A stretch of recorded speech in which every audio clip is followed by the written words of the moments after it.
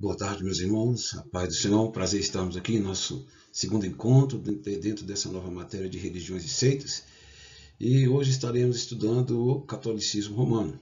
Lembrando, mais uma vez, que o propósito dessa matéria não é de maneira nenhuma afrontar qualquer segmento religioso. Apesar de sempre trazer um desconforto quando se trata de contrariar algumas crenças, é necessário o estudo da verdade. Nós vamos lembrar bem que o apóstolo Paulo era um fiel seguidor do judaísmo e ele perseguia os cristãos porque tinha firme convicção de que Jesus Cristo e o seu evangelho era uma farsa. E tudo mudou na vida do apóstolo Paulo, que antes era chamado Saulo, no dia em que o Senhor Jesus se manifestou, apareceu para ele e se declarou que era Jesus a quem ele perseguia. Naquele dia, Saulo teve um profundo encontro com Cristo, se converteu ao cristianismo e passou a pregar o evangelho aos judeus que rejeitavam a Cristo, bem como em várias partes do mundo que também já tinham suas religiões consolidadas, as suas crenças, seus pontos de vista, e aonde Paulo chegou, pregou o evangelho que transforma.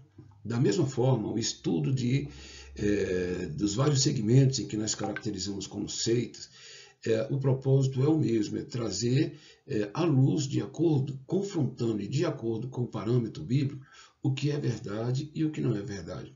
Então não queremos jamais que qualquer pessoa se sinta agredida pelos assuntos que nós abordaremos aqui. O propósito é justamente elucidar, esclarecer, trazer à luz o que muitas vezes não é compreendido. E nesse sentido nós convidamos você a continuar conosco nesse estudo de religiões e seitas, tendo como fundo hoje a nossa matéria, o catolicismo romano. Para muitos é intrigante o porquê que a Igreja Católica Romana é considerada uma seita, já que ela tem uma expressão de mais de 1 bilhão de seguidores. Então ela deveria ser classificada como religião. Mas nós devemos entender os conceitos que foram firmados anteriormente. Tem a religião no sentido secular, em que é a reunião de grupos de pessoas que têm determinado conjunto de crenças e práticas. E no sentido cristão, religião é o segmento que tem um evangelho de Jesus Cristo como base e a Jesus Cristo, o Filho de Deus, que promove a união entre o pecador e Deus. Jesus Cristo promove a religação. Então, uma religião, na verdade, além de ser o próprio Jesus que religa, é aquele segmento que prega o evangelho na sua essência, mostrando Cristo como Senhor e Salvador, e que ao ouvir esse evangelho, a pessoa e atender aos mandamentos dos evangelhos, essa pessoa ela é religada com Deus por meio da reconciliação e perdão dos seus pecados. A Igreja Católica está classificada nesse segmento porque ela se enquadra dentro daquele conceito que nós vimos sobre heresias. Seitas são todo grupo que tem heresias em seu ensino. E o que seriam essas heresias? Como nós vimos anteriormente, heresias são desvios doutrinários acerca da pessoa de Deus, acerca da igreja e acerca da Bíblia Sagrada. São ensinos distorcidos. E nesse contexto, a Igreja Católica se encontra e nós iremos estudar logo mais a seguir. Mas antes, vamos estudar um pouquinho sobre história, a história da igreja. Ao contrário do que é afirmado pelo catolicismo romano, a Igreja Católica Apostólica Romana só surgiu no cristianismo a partir do ingresso do imperador Constantino no ano 323 d.C. No começo do Evangelho, quando Jesus Cristo começou a pregar, ele teve seus primeiros discípulos que futuramente se tornaram apóstolos e acataram a ordem de Jesus de pregar o Evangelho para toda criatura. E assim, o Evangelho foi sendo pregado e espalhou para fronteiras além das regiões de Israel, por todo o Império Romano. E no que esse evangelho era expandido, não havia uma denominação fixada. O que acontecia é que todos os que se convertiam eram intitulados cristãos. Se reuniam em casas ou por força da perseguição que já estava sendo contra a igreja, se reuniam escondidos também em vários lugares. E essas igrejas estavam organizadas no sentido de ter uma liderança local. Como falei, não há uma denominação, há os cristãos. A igreja fundamentada nos ensinos dos apóstolos. Essas igrejas se reuniam e elas tinham uma unidade doutrinária. Não havia exatamente lideranças regionais, não havia uma figura como o Papa. Elas tinham seus, como Paulo falou, né? Paulo estabeleceu várias vezes, ele tinha seus presbíteros, os seus bispos, que organizavam aquela região e todos faziam parte da igreja. Não havia uma denominação firmada ainda. Mas com o advento do imperador Constantino, em 323, cessou a perseguição contra a igreja. A igreja, então, que até então era perseguida, passou a ser reconhecida pelo imperador e colocou a igreja, então, que até então não era a igreja católica, mas os cristãos, colocou a igreja agora como uma religião oficial do Estado. Até antes dessa perseguição, a pureza doutrinária era mantida nessa igreja. Os fundamentos dos apóstolos eram mantidos e não havia os desvios doutrinários que vão começar a surgir a partir agora da oficialização da igreja como um reconhecimento do Estado. Doutrinas como missa pelos mortos, intercessão dos santos, invocação de Maria, Papa, purgatório, nada disso fazia parte do corpo doutrinário da igreja. Esses elementos vão surgirem paulatinamente, logo depois em que a igreja passa de ser perseguida, é oficializada como apoio do Estado e, infelizmente, nós vamos ver o desdobramento desse reconhecimento. A partir do século, então, terceiro, no ano 323, o imperador Constantino cessou a perseguição contra a igreja e se tornou seu aliado, concedendo diversos favores aos cristãos, tornando o cristianismo como religião oficial do império, que tinha sua sede em Roma. A sede do império ficava em Roma. Com isso, ele determinou que essa nova religião fosse aderida pelo império. Praticamente, as pessoas foram constrangidas a serem cristãos, o que foi um duro golpe, o que parecia ser um duro golpe contra a idolatria, contra o engano e contra o erro, na verdade, foi um golpe dentro da igreja, uma estratégia diabólica, porque pessoas, a fim de agradar até o imperador, passaram a frequentar a igreja, mas não pelo processo de arrependimento e do novo nascimento. Essas pessoas engrossaram as fileiras da igreja e entraram com seus ídolos dentro do seu coração. Entraram com suas práticas, com seus erros, com seus enganos, porque não tiveram uma experiência profunda e pessoal com Cristo. Os cargos eclesiásticos passaram a ser ocupados sem a direção do Espírito Santo, que era a marca da igreja. Quem lê lá no capítulo 13 de Atos e várias outras passagens, a igreja orava, buscava a direção do Espírito Santo, e a partir de agora, como a igreja passou a ser uma força política, a política entrou também dentro da sua estrutura. E muitos cargos eram frutos da conveniência política, o que comprometeu a saúde espiritual da igreja e a pureza da sua mensagem, resultando então nas heresias que começarão a adentrar dentro da igreja e que farão a igreja cristã se tornar na igreja católica romana como nós a conhecemos. Vamos analisar alguns dogmas que surgiram depois em que a Igreja Católica Romana foi oficializada como instituição oficial do Estado. Lembrando que até 323, depois de Cristo, não existia essa igreja oficial, não existia papado, a igreja estava organizada localmente com unidade doutrinária, mas não havia um líder geral. Vamos ver aqui, de ordem crescente, cronológica, algumas mudanças e alguns ensinos que passarão a fazer parte do catolicismo romano. Em 370, nós vemos aí Basílio de Cesareia e Gregório de Nazianzus professar o culto dos santos, introduzindo incensários, que são elementos do Antigo Testamento, lá ainda do templo dos judeus, parâmetros e altares nas igrejas, por influência dos pagãos convertidos, que na verdade não haviam se convertido. No ano 400 depois de Cristo foi instituída a oração pelos mortos e o sinal da cruz feito no ar. Em 433 foi proclamada Maria como Mãe de Deus.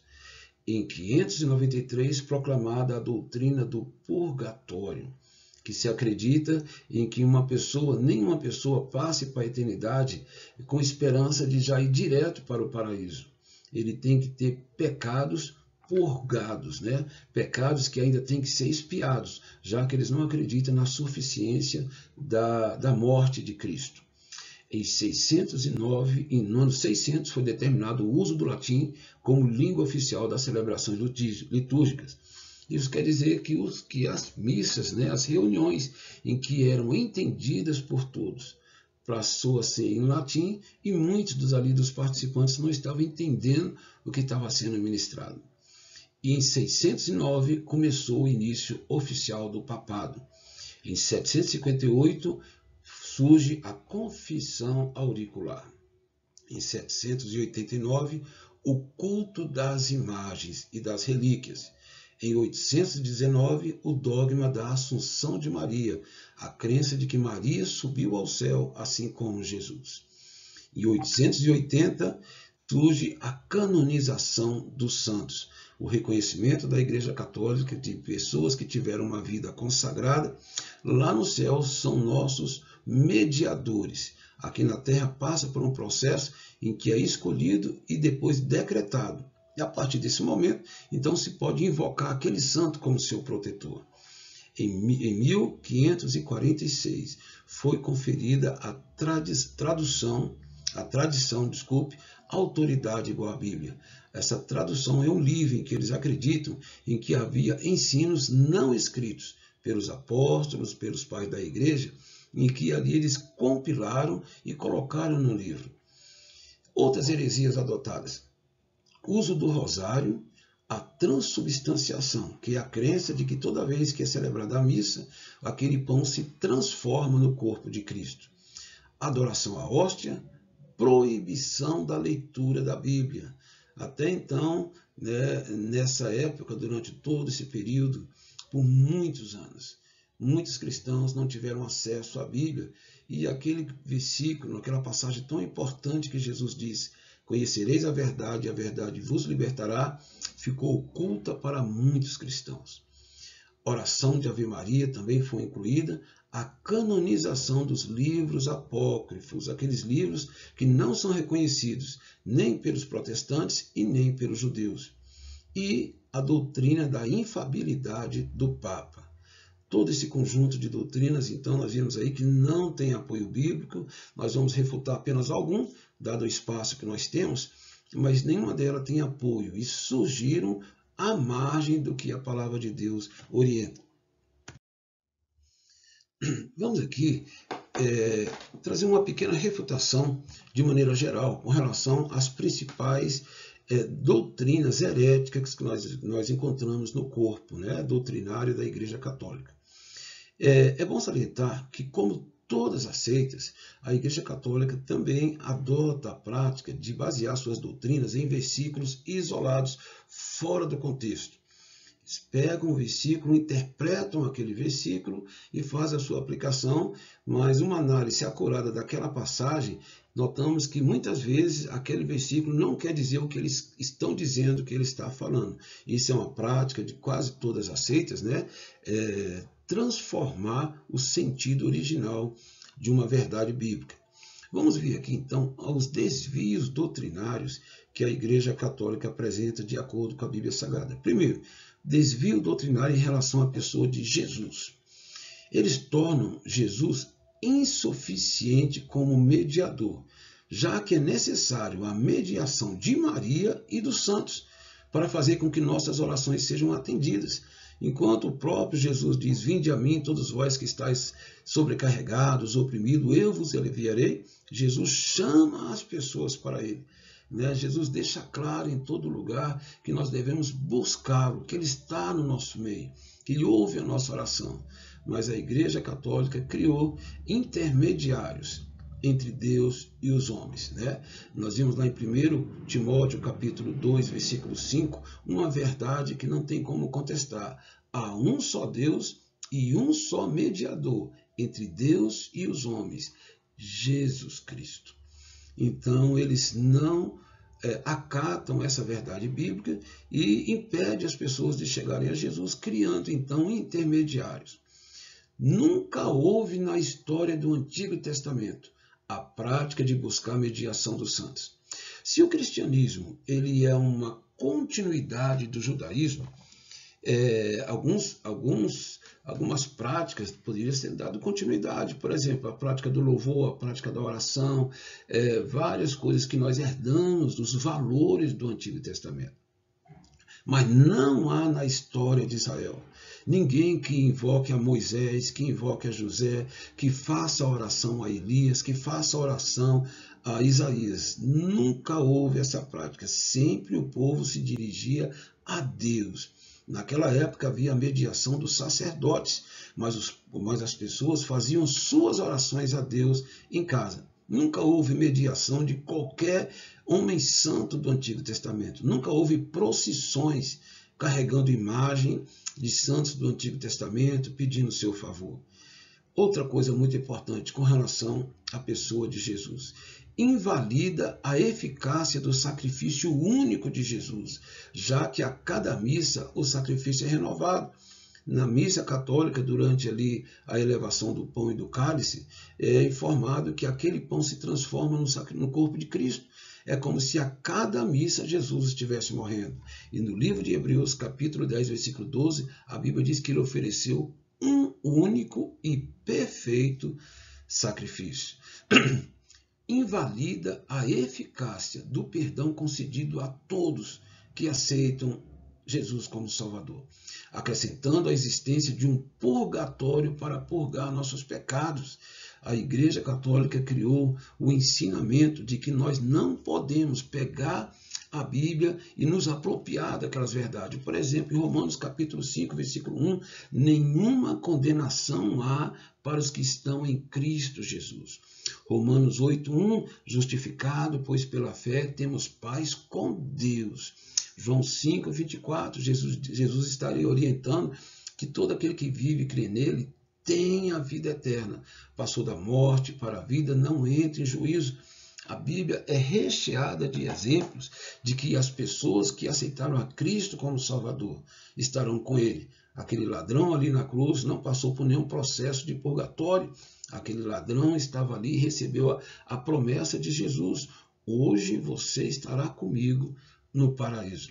Então, a primeira característica herética da Igreja Católica é um desvio doutrinário em relação à pessoa de Jesus, diminuindo a importância da pessoa de Jesus. Em relação à Bíblia, também há esse desvio, porque, como nós falamos anteriormente, foi reconhecido pela Igreja Católica o livro de tradições. São supostas tradições orais, não escritas, e catalogadas por alguém, e que depois eles formataram e colocaram nesse livro.